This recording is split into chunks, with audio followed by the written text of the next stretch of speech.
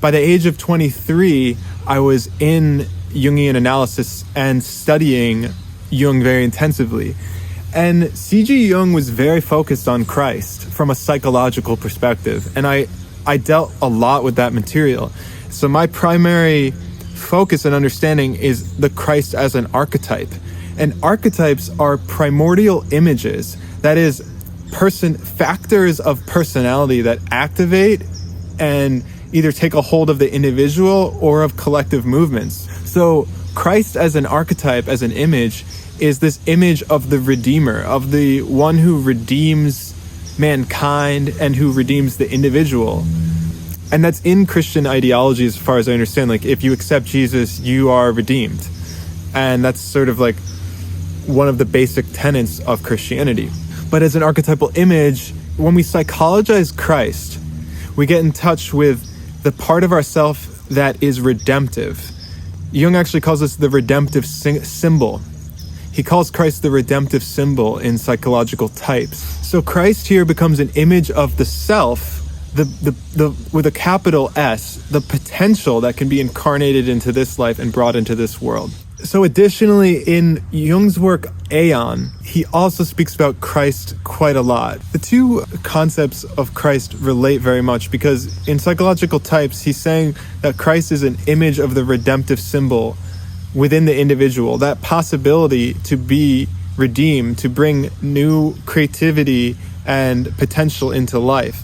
And in Aeon, he's more emphasizing the fact that like this Christ symbol, as theologically described as Christ is like the Jesus Christ is like a part of God, then in other words, you have a bit of God in you, and therefore you have the potential to transform.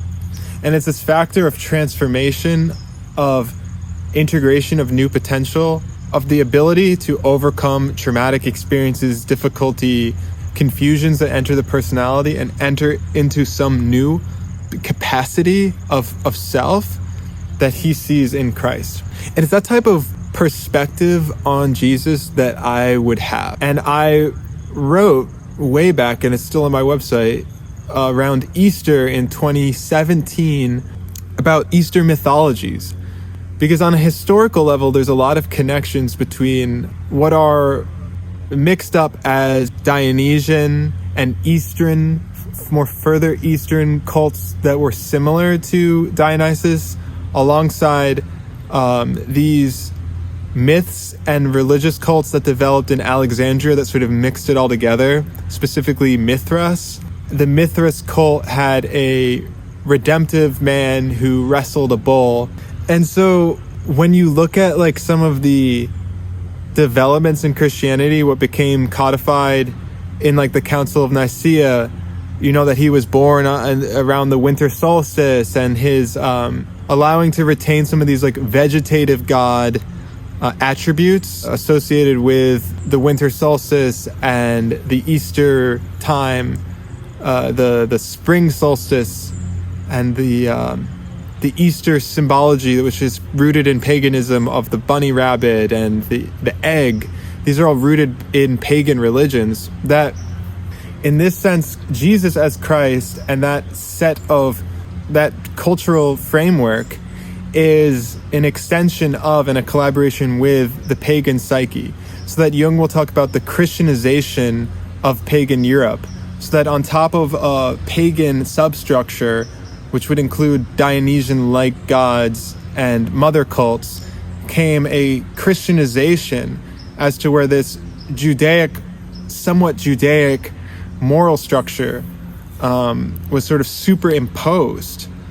It's a very Jungian idea, and it's that type of linkage between Horus or Dionysus and the winter or spring solstice connected with Christ that I was familiar with and would look at this as. But I do think that it's compelling that there is engagement from people all over the world with Judaic sources and what I would call Bible, Tanakh, the books of Moses, with people who have been influenced by Christendom and the Christianization of so much of the world. Thanks for listening. That's just a little bit on my thoughts on Jesus as Christ. Subscribe, and definitely for this video, like if you're into this, because that will encourage me to follow up with this, maybe more in depth, pulling out some Jung texts. I'm Samuel Avilo. This is Shema Studios.